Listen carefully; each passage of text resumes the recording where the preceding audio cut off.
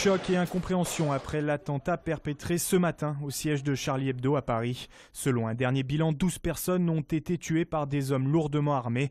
Parmi les victimes, on retrouve les dessinateurs Charb, Cabu et Wolinski. À Lyon, les réactions ont été nombreuses du côté des journalistes, mais aussi chez les politiques et responsables religieux. On est même abruti devant autant d'horreur.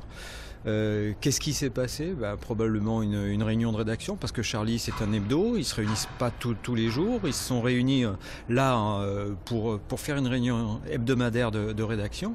Charlie Hebdo, c'est plutôt des locaux qui sont habituellement pas déserts mais plutôt vides, les gens travaillent un peu chez eux, et là ils se sont réunis, donc c'est sciemment que ça a été fait. Visiblement c'était préparé de longue date. On n'est pas sur un cas de figure particulier. Quand on s'en prend à un jour, le lendemain on s'en prendra à un peu plus modéré, un peu différent. La liberté d'expression ne se discute pas. Charlie Hebdo avait ses propres options. On peut ne pas être d'accord avec eux, on peut exprimer d'autres options. Nous sommes dans un pays où tous les titres doivent pouvoir être présents dans un kiosque, sous réserve qu'ils respectent la loi, bien sûr. Les victimes, ce sont les journalistes qui se battaient pour la liberté d'expression. J'en connaissais certains, comme Cabu, comme Wolinski. Ce sont des policiers qui ont agi avec courage pour essayer d'arrêter ces terroristes. Ce sont des citoyens qui ont été exécutés lâchement. C'est toute la nation qui est concernée. Lorsque nous organisons des événements sur la ville de Lyon, je pense souvent depuis quelques mois, qu'est-ce qui pourrait se passer si un attentat comme celui-ci était commis. Et voilà, ce que nous pensions impensable s'est produit.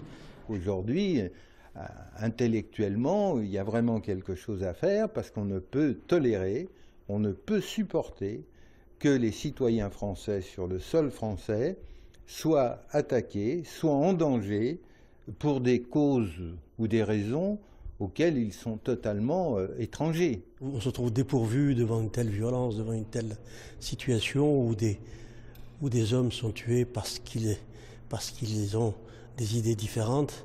Des hommes et des femmes ont été atteintes dans ce qu'ils ont dans leur chair parce qu'ils étaient journalistes, parce qu'ils faisaient leur métier. Je trouve qu'en tant que musulman, en tant que responsable musulman, je ne peux que dénoncer, je ne peux dire toute mon horreur devant ce qui s'est passé. Un rassemblement silencieux a lieu en ce moment même, place des terreaux, pour rendre hommage aux victimes. Par ailleurs, TLM vous proposera une édition spéciale dès 19h45 sur cet attentat, le plus meurtrier en France depuis 50 ans. Coup dur pour l'hôtel Radisson à la Part-Dieu. Son vaste chantier de rénovation était censé s'achever en ce début d'année. Il aura au moins 18 mois de retard en raison de la découverte d'amiante, ce qui a fait interrompre les travaux. Les entreprises qui ont enlevé ces matériaux-là, à certains endroits, ont arraché des matériaux qui étaient en dessous et qui étaient amiantés. Et donc ça a pu entraîner une pollution, qui n'était pas maîtrisée bien évidemment à ce moment-là, parce que ils n'avaient pas identifié, je dirais, le caractère amianté des matériaux qui étaient en dessous, quoi. L'hôtel ne rouvrira au mieux qu'à l'été 2016. Du coup, la direction a mis en place un plan de départ volontaire pour les salariés qui le souhaitent.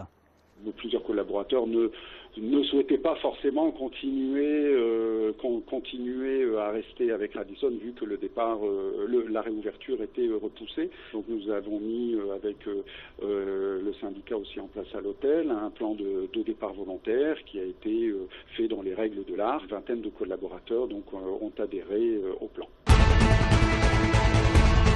Nouveau logo, nouveau site internet, nouvelles émissions. En cette rentrée 2015, RCF change. RCF, la radio chrétienne dont le siège national est basé à Lyon, lançait aujourd'hui sa nouvelle grille de programme et un nouvel habillage pour mieux affirmer son identité.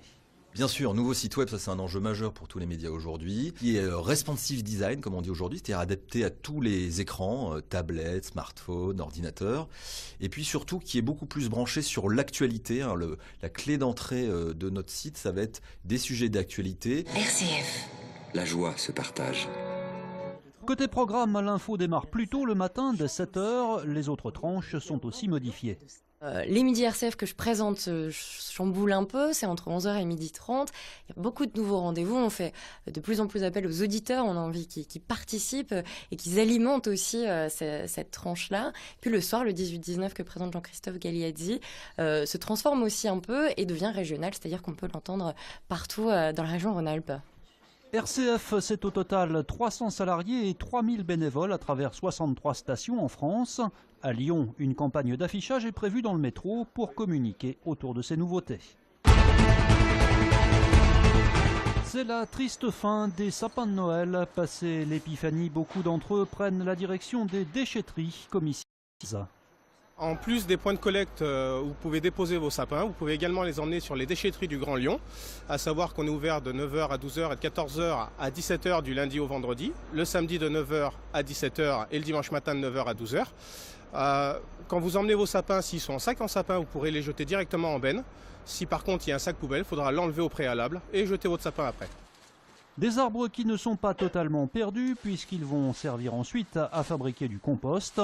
120 tonnes de sapins ont été récupérés ainsi l'an dernier sur les 150 points de collecte mis en place sur le Grand Lyon. Et il vaut mieux ne pas abandonner son arbre n'importe où dans la rue, sous peine d'une amende d'100 € d'euros.